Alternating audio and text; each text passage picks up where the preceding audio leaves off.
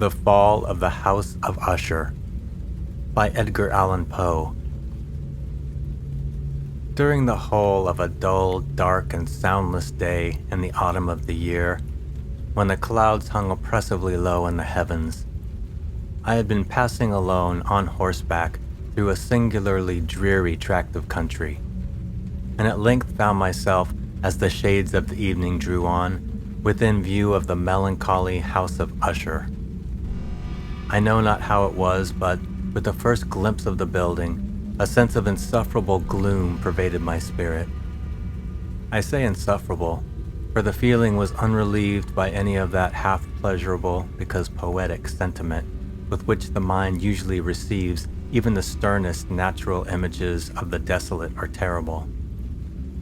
I looked upon the scene before me, upon the mere house, and the simple landscape features of the domain, upon the bleak walls, upon the vacant eye-like windows, upon a few rank sedges, and upon a few white trunks of decayed trees, with an utter depression of soul which I can compare to no earthly sensation more properly than to the after-dream of the reveler upon opium. The bitter lapse into everyday life, the hideous dropping off of the veil. There was an iciness, a sinking, a sickening of the heart, an unredeemed dreariness of thought which no goading of the imagination could torture into aught of the sublime. What was it, I paused to think, what was it that so unnerved me in the contemplation of the House of Usher? It was a mystery all insoluble, nor could I grapple with the shadowy fancies that crowded upon me as I pondered. I was forced to fall back on the unsatisfactory conclusion that while beyond doubt there are combinations of very simple natural objects which have the power of thus affecting us, still the analysis of this power lies among considerations beyond our depth. It was possible, I reflected, that a mere different arrangement of the particulars of the scene, of the details of the picture, would be sufficient to modify or perhaps to annihilate its capacity for sorrowful impression. And acting upon this idea, I reined my horse to the precipitous brink of a black and lurid tarn that lay in unruffled luster by the dwelling, and gazed down, but with a shudder even more thrilling than before, upon the remodeled and inverted images of the gray sedge, and the ghastly tree stems, and the vacant and eye-like windows. Nevertheless, in this mansion of gloom, I now proposed to myself a sojourn of some weeks. Its proprietor, Roderick Usher, had been one of my boon companions in boyhood, but many years had elapsed since our last meeting. A letter, however, had lately reached me in a distant part of the country, a letter from him which, in its wildly importunate nature, had admitted of no other than a personal reply. The MS gave evidence of nervous agitation. The writer spoke of acute bodily illness, of a mental disorder which oppressed him, and of an earnest desire to see me, as his best and indeed his only personal friend, with the view of attempting, by the cheerfulness of my society, some alleviation of his malady. It was the manner in which all this and much more was said, it was the apparent heart that went with his request, which allowed me no room for hesitation, and I accordingly obeyed forthwith what I still considered a very singular summons. Although as boys we had been even intimate associates, yet I really knew little of my friend. His reserve had been always excessive and habitual. I was aware, however, that his very ancient family had been noted time out of mind for a peculiar sensibility of temperament, displaying itself through long ages in many works of exalted art, and manifested of late in repeated deeds of munificent yet unobtrusive charity, as well as in a passionate devotion to the intricacies, perhaps even more than to the orthodox and easily recognizable beauties of musical science. I had learned, too, the very remarkable fact that the stem of the Usher race, all time-honored as it was, had put forth at no period any enduring branch. In other words, that the entire family lay in the direct line of descent, and had always, with very trifling and very temporary variations, so lain. It was this deficiency I considered while running over in thought the perfect keeping of the character of the premises with the accredited character of the people, and while speculating upon the possible influence which the one, in the long lapse of centuries, might have exercised upon the other. It was this deficiency, perhaps, of collateral issue, and the consequent undeviating transmission from sire to son of the patrimony with the name, which had at length so identified the two as to merge the original title of the estate in the quaint and equivocal appellation of the House of Usher, an appellation which seemed to include, in the minds of the peasantry who used it, both the family and the family mansion. I have said that the sole effect of my somewhat childish experiment, that of looking down within the tarn, had been to deepen the first singular impression. There can be no doubt that the consciousness of the rapid increase of my superstition, for why should I not so term it, served mainly to accelerate the increase itself. Such I have long known is the paradoxical law of all sentiments having terror as a basis. And it might have been for this reason only that when I again uplifted my eyes to the house itself, from its image in the pool, there grew in my mind a strange fancy, a fancy so ridiculous indeed that I but mention it to show the vivid force of the sensations which oppressed me.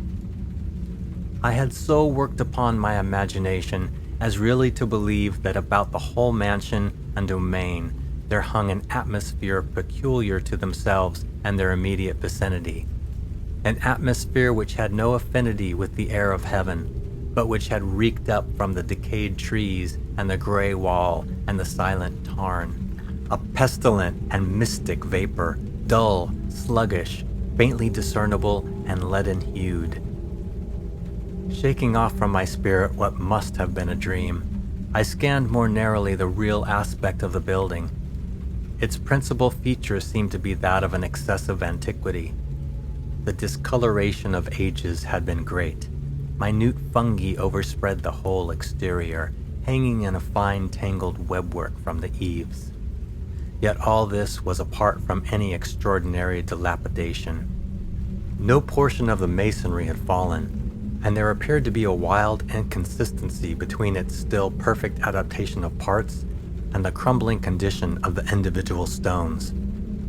In this there was much that reminded me of the specious totality of old woodwork which has rotted for long years in some neglected vault, with no disturbance from the breath of the external air. Beyond this indication of extensive decay, however, the fabric gave little token of instability. Perhaps the eye of a scrutinizing observer might have discovered a barely perceptible fissure, which, extending from the roof of the building in front, made its way down the wall in a zigzag direction until it became lost in the sullen waters of the tarn. Noticing these things, I rode over a short causeway to the house. A servant in waiting took my horse, and I entered the gothic archway of the hall. A valet of stealthy step thence conducted me in silence through many dark and intricate passages in my progress to the studio of his master. Much that I encountered on the way contributed, I know not how, to heighten the vague sentiments of which I have already spoken. While the objects around me, while the carvings of the ceilings, the somber tapestries of the walls, the ebon blackness of the floors, and the phantasmagoric armorial trophies which rattled as I strode, were but matters to which, or to such as which, I had been accustomed from my infancy. While I hesitated not to acknowledge how familiar was all this, I still wondered to find how unfamiliar were the fancies which ordinary images were stirring up. On one of the staircases, I met the physician of the family. His countenance, I thought, wore a mingled expression of low cunning and perplexity. He accosted me with trepidation and passed on. The valet now threw open a door and ushered me into the presence of his master. The room in which I found myself was very large and lofty. The windows were long, narrow, and pointed, and at so vast a distance from the black oaken floor as to be altogether inaccessible from within. Feeble gleams of encrimsoned light made their way through the trellised panes and served to render sufficiently distinct the more prominent objects around. The eye, however, struggled in vain to reach the remoter angles of the chamber or the recesses of the vaulted and fretted ceiling. Dark draperies hung upon the walls. The general furniture was profuse, comfortless, antique, and tattered. Many books and musical instruments lay scattered around, but failed to give any vitality to the scene. I felt that I breathed an atmosphere of sorrow. An air of stern, deep, and irredeemable gloom hung over and pervaded all. Upon my entrance, Usher arose from a sofa on which he had been lying at full length and greeted me with a vivacious warmth which had much in it. I at first thought of an overdone cordiality, of the constrained effort of the ennuyé man of the world. A glance, however, at his countenance convinced me of his perfect sincerity. We sat down, and for some moments while he spoke not, I gazed upon him with a feeling half of pity, half of awe. Surely, man had never before so terribly altered in so brief a period as had Roderick Usher. It was with difficulty that I could bring myself to admit the identity of the wan being before me with the companion of my early boyhood. Yet the character of his face had been at all times remarkable.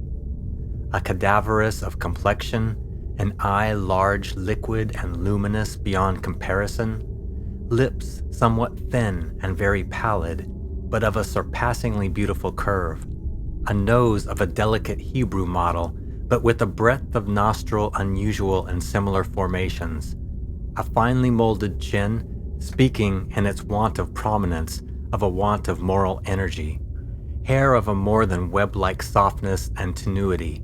These features, with an inordinate expansion above the regions of the temple, made up altogether a countenance not easily to be forgotten. And now in the mere exaggeration of the prevailing character of these features, and of the expression they were wont to convey, lay so much of change that I doubted to whom I spoke.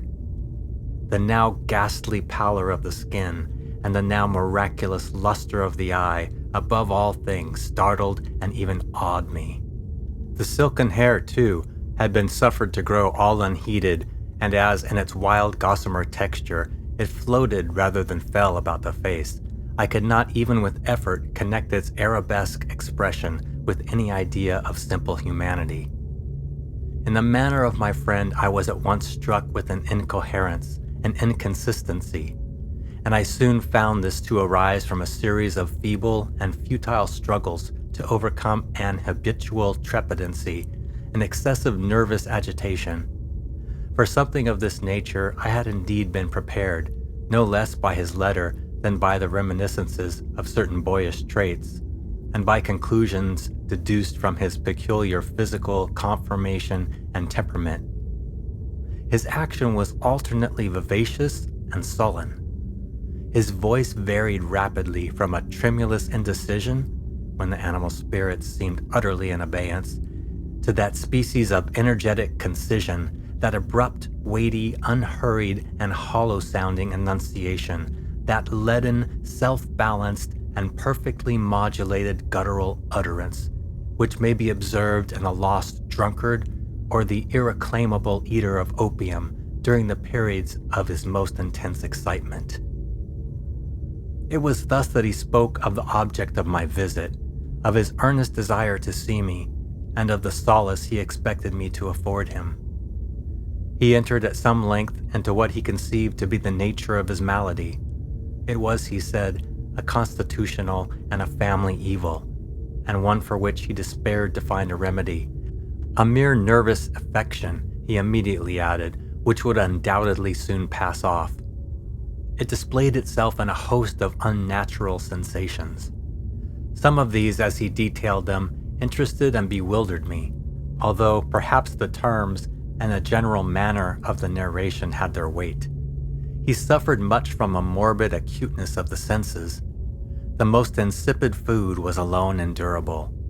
He could wear only garments of certain texture. The odors of all flowers were oppressive. His eyes were tortured by even a faint light, and there were but peculiar sounds, and these from stringed instruments, which did not inspire him with horror. To an anomalous species of terror, I found him a bounden slave. "I shall perish," said he. "I must perish in this deplorable folly. Thus, and not otherwise shall I be lost.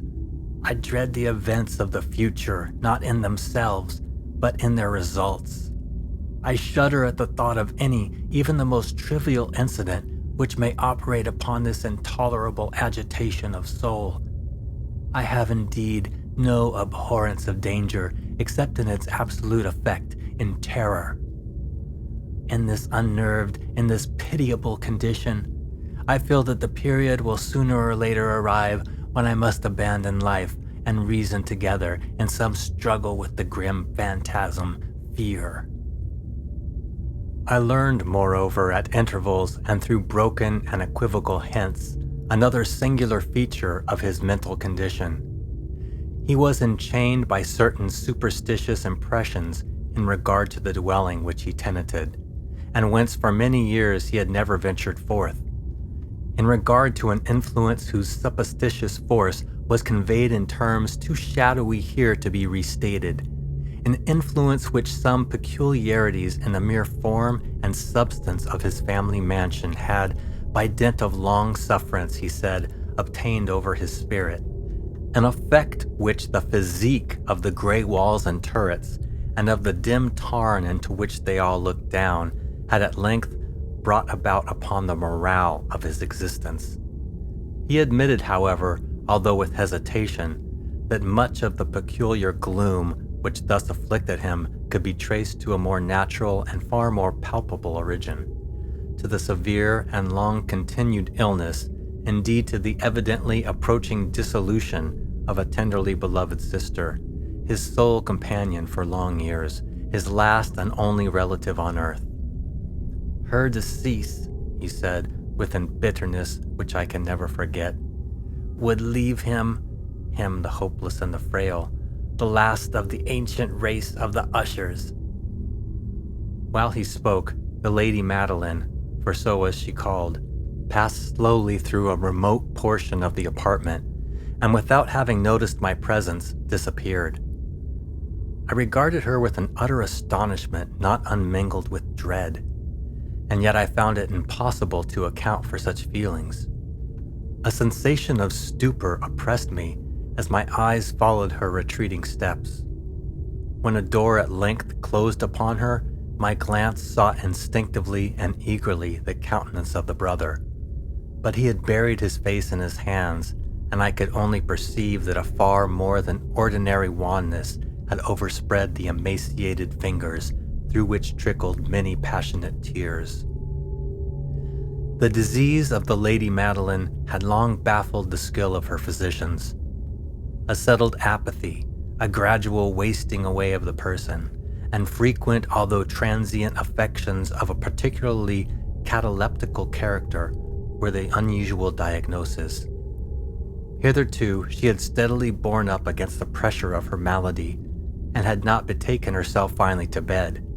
But, on the closing in of the evening of my arrival at the house, she succumbed, as her brother told me at night with inexpressible agitation, to the prostrating power of the destroyer, and I learned that the glimpse I had obtained of her person would thus probably be the last I should obtain, that the lady, at least while living, would be seen by me no more.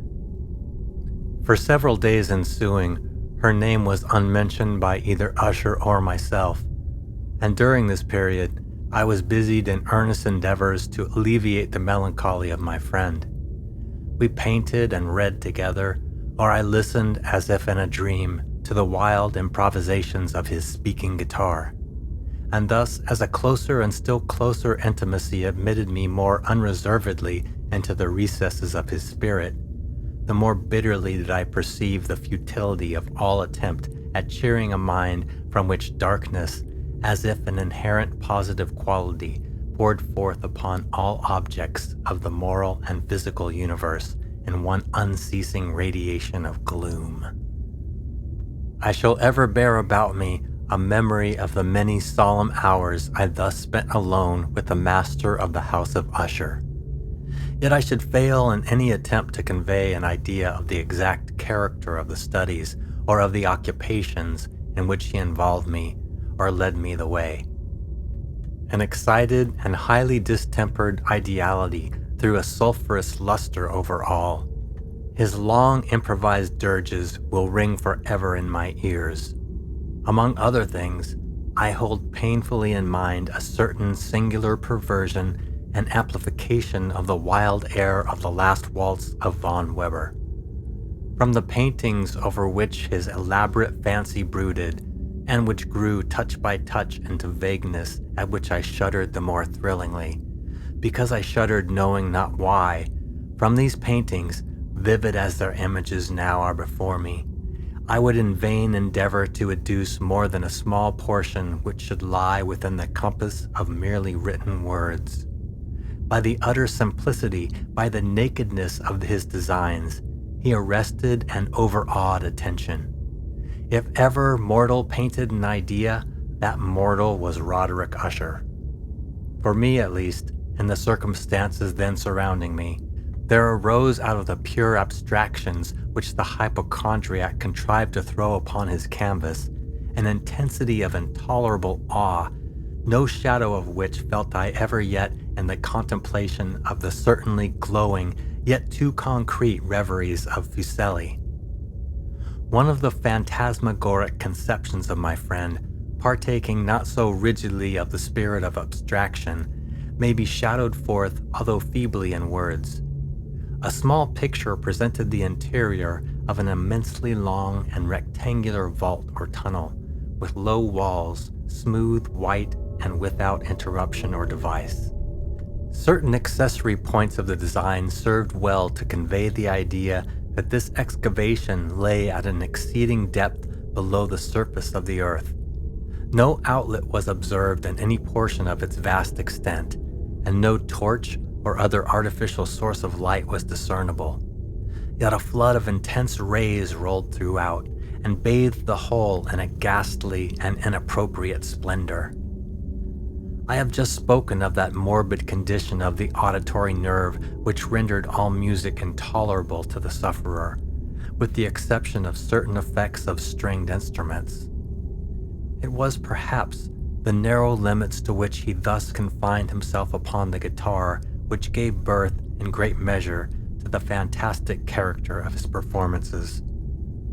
But the fervid facility of his impromptus could not be so accounted for.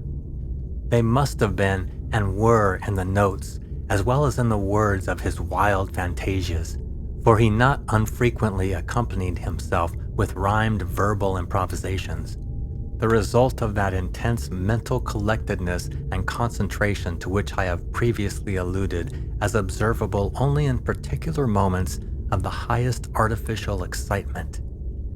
The words of one of these rhapsodies I have easily remembered.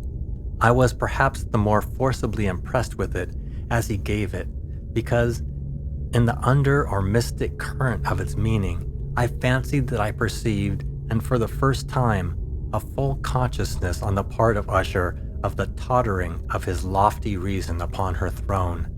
The verses, which were entitled "The Haunted Palace," ran very nearly, if not accurately, thus. 1. In the greenest of our valleys, by good angels tenanted, once a fair and stately palace, radiant palace, reared its head. In the monarch thought's dominion, it stood there. Never seraph spread a pinion over fabric half so fair. 2. Banners yellow, glorious, golden, on its roof did float and flow. All this was in the olden time long ago. And every gentle air that dallied, in that sweet day, along the ramparts plumed and pallid, a winged odor went away. 3. Wanderers in that happy valley, through two luminous windows saw spirits moving musically to a lute's well-tuned law, round about a throne where sitting, Pophragine, in state his glory well befitting, the ruler of the realm was seen. 4. And all with pearl and ruby glowing was the fair palace door, through which came flowing, flowing, flowing, and sparkling evermore, a troop of echoes whose sweet duty was but to sing, in voices of surpassing beauty, the wit and wisdom of their king. 5. But evil things and robes of sorrow assailed the monarch's high estate. Ah, let us mourn, for never morrow shall dawn upon him desolate. And round about his home, the glory that blushed and bloomed is but a dim remembered story of the old time entombed. 6. And travelers now within that valley, through the red-litten windows see vast forms that move fantastically to a discordant melody, while, like a rapid ghastly river, through the pale door, a hideous throng rush out forever and laugh, but smile no more. I well remember that suggestions arising from this ballad led us into a train of thought wherein there became manifest an opinion of Usher's, which I mention not so much on account of its novelty, for other men have thought thus, as on account of the pertinacity with which he maintained it. This opinion, in its general form, was that of the sentience of all vegetable things. But, in his disordered fancy, the idea had assumed a more daring character and trespassed under certain conditions upon the kingdom of inorganization. I lack words to express the full extent or the earnest abandon of his persuasion. The belief, however, was connected, as I have previously hinted, with the gray stones of the home of his forefathers. The conditions of the sentience had been here, he imagined, fulfilled in the method of collocation of these stones, in the order of their arrangement, as well as that of the many fungi which overspread them, and of the decayed trees which stood around, above all in the long undisturbed endurance of this arrangement, and in its reduplication in the still waters of the Tarn. Its evidence, the evidence of the sentience, was to be seen, he said, and here I started as he spoke, in the gradual yet certain condensation of an atmosphere of their own about the waters and the walls. The result was discoverable, he added, in that silent yet importunate and terrible influence which for centuries had molded the destinies of his family, and which made him what I now saw him, what he was. Such opinions need no comment, and I will make none. Our books, the books which for years had formed no small portion of the mental existence of the invalid, were, as might be supposed, in strict keeping with his character of phantasm. We pored together over such works as the Ververt et Chartreuse of Grisset, the Belphegor of Machiavelli, the Heaven and Hell of Swedenborg, the Subterranean Voyage of Nicholas Clem by Holberg, the Chiromancy of Robert Flood, of Jean d'Aignang, of de la Chambre, the Journey into the Blue Distance of Take, and the City of the Son of Campanella. One favorite volume was a small octavo edition of the Directorium Inquisitorium by the Dominican Emeric de Giron, and there were passages in Pomponius Mela about the old African satyrs and oegipans, over which Usher would sit dreaming for hours. His chief delight, however, was found in the perusal of an exceedingly rare and curious book in quarto Gothic, the Manual of a Forgotten Church, the Vigile Mortorum Secundum Coram Ecclesiae Magentinae.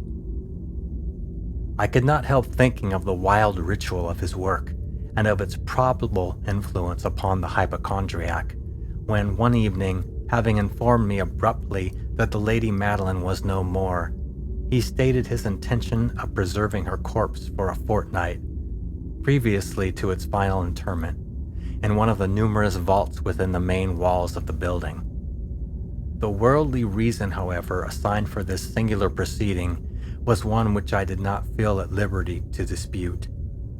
The brother had been led to his resolution, so he told me, by consideration of the unusual character of the malady of the deceased, of certain obtrusive and eager inquiries on the part of her medical men, and of the remote and exposed situation of the burial ground of the family. I will not deny that when I called to mind the sinister countenance of the person whom I met upon the staircase on the day of my arrival at the house, I had no desire to oppose what I regarded as at best but a harmless and by no means an unnatural precaution. At the request of Usher, I personally aided him in the arrangements for the temporary entombment. The body having been encoffined, we two alone bore it to its rest. The vault in which we placed it, and which had been so long unopened that our torches, half smothered in its oppressive atmosphere, gave us little opportunity for investigation, was small, damp, and entirely without means of admission for light. Lying at great depth, immediately beneath that portion of the building in which was my own sleeping apartment. It had been used apparently in remote feudal times for the worst purposes of a donjon keep, and in later days as a place of deposit for powder or some other highly combustible substance, as a portion of its floor and the whole interior of a long archway through which we reached it were carefully sheathed with copper. The door, of massive iron, had been also similarly protected. Its immense weight caused an unusually sharp grating sound as it moved upon its hinges. Having deposited our mournful burden upon trestles within this region of horror, we partially turned aside the yet unscrewed lid of the coffin and looked upon the face of the tenant. A striking similitude between the brother and sister now first arrested my attention, and Usher, divining perhaps my thoughts, murmured out some few words from which I learned that the deceased and himself had been twins, and that sympathies of a scarcely intelligible nature had always existed between them. Our glances, however, rested not long upon the dead, for we could not regard her unawed. The disease which had thus entombed the lady in the maturity of youth had left, as usual in all maladies of a strictly cataleptical character, the mockery of a faint blush upon the bosom and the face, and that suspiciously lingering smile upon the lip which is so terrible in death. We replaced and screwed down the lid, and, having secured the door of iron, made our way with toil into the scarcely less gloomy apartments of the upper portion of the house. And now, some days of bitter grief having elapsed, an observable change came over the features of the mental disorder of my friend. His ordinary manner had vanished. His ordinary occupations were neglected or forgotten. He roamed from chamber to chamber with hurried, unequal, and objectless step. The pallor of his countenance had assumed, if possible, a more ghastly hue, but the luminousness of his eye had utterly gone out. The once occasional huskiness of his tone was heard no more, and a tremulous quaver, as if of extreme terror, habitually characterized his utterance. There were times indeed when I thought his unceasingly agitated mind was laboring with some oppressive secret, to divulge which he struggled for the necessary courage. At times again I was obliged to resolve all into the mere inexplicable vagaries of madness, for I beheld him gazing upon vacancy for long hours in an attitude of the profoundest attention, as if listening to some imaginary sound. It was no wonder that his condition terrified, that it infected me. I felt creeping upon me by slow yet certain degrees the wild influences of his own fantastic yet impressive superstitions. It was especially upon retiring to bed late in the night of the 7th or 8th day after the placing of the Lady Madeline within the donjon that I experienced the full power of such feelings. Sleep came not near my couch, while the hours waned and waned away. I struggled to reason off the nervousness which had dominion over me. I endeavored to believe that much, if not all of what I felt, was due to the bewildering influence of the gloomy furniture of the room, of the dark and tattered draperies which, tortured into motion by the breath of a rising tempest, swayed fitfully to and fro upon the walls and rustled uneasily about the decorations of the bed. But my efforts were fruitless. An irrepressible tremor gradually pervaded my frame, and at length there sat upon my very heart an incubus of utterly causeless alarm. Shaking this off with a gasp and a struggle, I uplifted myself upon the pillows, and peering earnestly within the intense darkness of the chamber, hearkened, I know not why, except that an instinctive spirit prompted me, to certain low and indefinite sounds which came through the pauses of the storm at long intervals, I knew not whence. Overpowered by an intense sentiment of horror, unaccountable yet unendurable, I threw on my clothes with haste, for I felt that I should sleep no more during the night, and endeavored to arouse myself from the pitiable condition into which I had fallen by pacing rapidly to and fro through the apartment. I had taken but few turns in this manner when a light step on an adjoining staircase arrested my attention. I presently recognized it as that of Usher. In an instant afterward he rapped with a gentle touch at my door and entered bearing a lamp. His countenance was, as usual, cadaverously wan, but, moreover, there was a species of mad hilarity in his eyes, an evidently restrained hysteria in his whole demeanor. His air appalled me, but anything was preferable to the solitude which I had so long endured, and I even welcomed his presence as a relief. "And you have not seen it?" he said abruptly, after having stared about him for some moments in silence. "You have not seen it, then? But stay, you shall." Thus speaking, and having carefully shaded his lamp, he hurried to one of the casements and threw it freely open to the storm. The impetuous fury of the entering gust nearly lifted us from our feet. It was indeed a tempestuous yet sternly beautiful night, and one wildly singular in its terror and its beauty.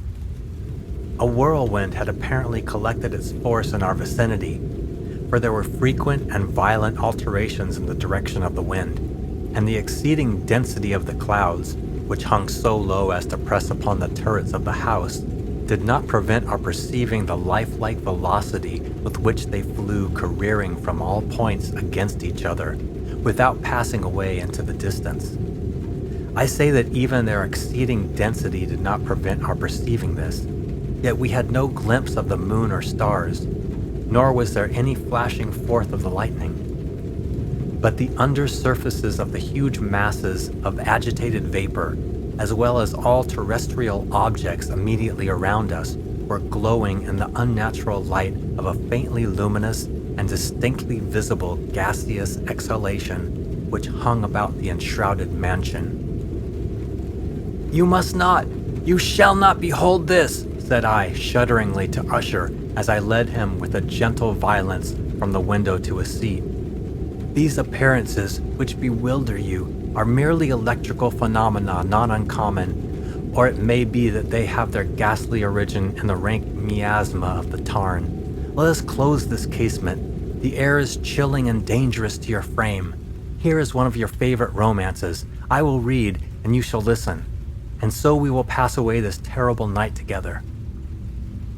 The antique volume which I had taken up was The Mad Tryst of Sir Launcelot Canning, but I had called it a favorite of Usher's more in sad jest than in earnest, for, in truth, there is little in its uncouth and unimaginative prolixity which could have had interest for the lofty and spiritual ideality of my friend. It was, however, the only book immediately at hand, and I indulged a vague hope that the excitement which now agitated the hypochondriac might find relief, for the history of mental disorder is full of similar anomalies, even in the extremeness of the folly which I should read. Could I have judged indeed by the wild, overstrained air of vivacity with which he hearkened, or apparently hearkened, to the words of the tale, I might well have congratulated myself upon the success of my design. I had arrived at that well-known portion of the story where Ethelred, the hero of the tryst, having sought in vain for peaceable admission into the dwelling of the hermit, proceeds to make good an entrance by force. Here it will be remembered the words of the narrative run thus.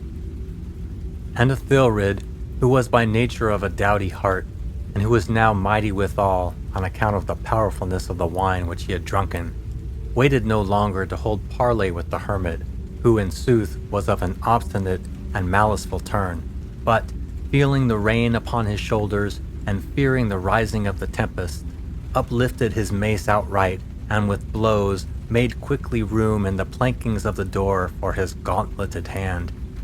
And now, pulling therewith sturdily, he so cracked and ripped and tore all asunder, that the noise of the dry and hollow-sounding wood alarumed and reverberated throughout the forest. At the termination of this sentence I started, and for a moment paused, for it appeared to me, although I at once concluded that my excited fancy had deceived me, it appeared to me that from some very remote portion of the mansion there came, indistinctly to my ears, what might have been, in its exact similarity of character, the echo, but a stifled and dull one certainly, of the very cracking and ripping sound which Sir Launcelot had so particularly described. It was beyond doubt the coincidence alone which had arrested my attention, for amid the rattling of the sashes of the casements and the ordinary commingled noises of the still increasing storm, the sound in itself had nothing, surely, which should have interested or disturbed me. I continued the story. But the good champion Ethelred, now entering within the door, was sore enraged and amazed to perceive no signal of the maliceful hermit, but in the stead thereof a dragon of a scaly and prodigious demeanor, and of a fiery tongue, which sate in guard before a palace of gold, with a floor of silver. And upon the wall there hung a shield of shining brass, with this legend enwritten: Who entereth herein, a conqueror hath been. Who slayeth the dragon, the shield he shall win. And Ethelred uplifted his mace and struck upon the head of the dragon, which fell before him, and gave up his pesty breath with a shriek so horrid and harsh, and withal so piercing, that Ethelred had fain to close his ears with his hands against the dreadful noise of it, the like whereof was never before heard. Here again I paused abruptly, and now with a feeling of wild amazement, for there could be no doubt whatever that in this instance I did actually hear, although from what direction it proceeded I found it impossible to say, a low and apparently distant but harsh, protracted, and most unusual screaming or grating sound, the exact counterpart of what my fancy had already conjured up for the dragon's unnatural shriek as described by the romancer. Oppressed as I certainly was upon the occurrence of this second and most extraordinary coincidence by 1,000 conflicting sensations in which wonder and extreme terror were predominant, I still retained sufficient presence of mind to avoid exciting by any observation the sensitive nervousness of my companion. I was by no means certain that he had noticed the sounds in question, although assuredly a strange alteration had, during the last few minutes, taken place in his demeanor. From a position fronting my own, he had gradually brought round his chair so as to sit with his face to the door of the chamber, and thus I could but partially perceive his features, although I saw that his lips trembled as if he were murmuring inaudibly. His head had dropped upon his breast, yet I knew that he was not asleep from the wide and rigid opening of the eye as I caught a glance of it in profile. The motion of his body, too, was at variance with this idea, for he rocked from side to side with a gentle yet constant and uniform sway. Having rapidly taken notice of all this, I resumed the narrative of Sir Launcelot, which thus proceeded.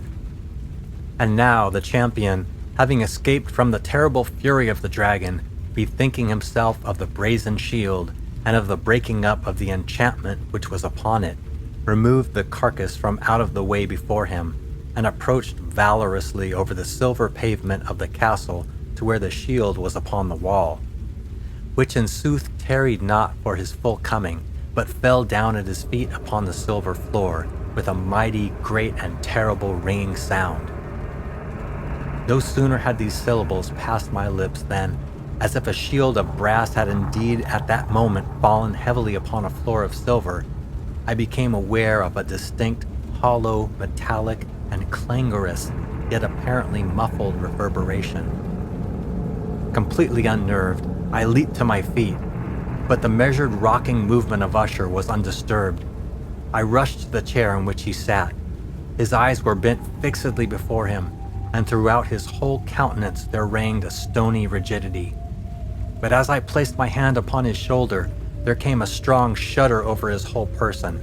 A sickly smile quivered about his lips, and I saw that he spoke in a low, hurried, and gibbering murmur, as if unconscious of my presence. Bending closely over him, I at length drank in the hideous import of his words. "Not hear it? Yes, I hear it, and have heard it. Long, long, long, many minutes, many hours, many days have I heard it, yet I dared not. Oh, pity me, miserable wretch that I am. I dared not speak. We have put her living in the tomb." Said I not that my senses were acute? I now tell you that I heard her first feeble movements in the hollow coffin. I heard them many, many days ago, yet I dared not speak. And now, tonight, it fell red, ha, ha, the breaking of the hermit's door, and the death cry of the dragon, and the clangor of the shield, say, rather, the rending of her coffin, and the grating of the iron hinges of her prison, and her struggles within the coppered archway of the vault. Oh, whither shall I fly? Will she not be here anon? Is she not hurrying to upbraid me for my haste? Have I not heard her footstep on the stair? Do I not distinguish that heavy and horrible beating of her heart? Madman! Here he sprang furiously to his feet and shrieked out his syllables as if in the effort he were giving up his soul. "Madman, I tell you that she now stands without the door!" As if in the superhuman energy of his utterance there had been found the potency of a spell, the huge antique panels to which the speaker pointed threw slowly back, upon the instant, their ponderous and ebony jaws. It was the work of the rushing gust, but then without those doors there did stand the lofty and enshrouded figure of the Lady Madeline of Usher. There was blood upon her white robes, and the evidence of some bitter struggle upon every portion of her emaciated frame. For a moment she remained trembling and reeling to and fro upon the threshold, then, with a low, moaning cry, fell heavily inward upon the person of her brother, and in her violent and now final death agonies bore him to the floor a corpse, and a victim to the terrors he had anticipated. From that chamber and from that mansion I fled aghast. The storm was still abroad in all its wrath as I found myself crossing the old causeway. Suddenly there shot along the path a wild light, and I turned to see whence a gleam so unusual could have issued, for the vast house and its shadows were alone behind me. The radiance was that of the full setting and blood-red moon, which now shone vividly through that once barely discernible fissure of which I have before spoken, as extending from the roof of the building in a zigzag direction to the base. While I gazed, this fissure rapidly widened. There came a fierce breath of the whirlwind. The entire orb of the satellite burst at once upon my sight. My brain reeled as I saw the mighty walls rushing asunder. There was a long, tumultuous shouting sound like the voice of 1,000 waters, and the deep and dank tarn at my feet closed sullenly and silently over the fragments of the House of Usher.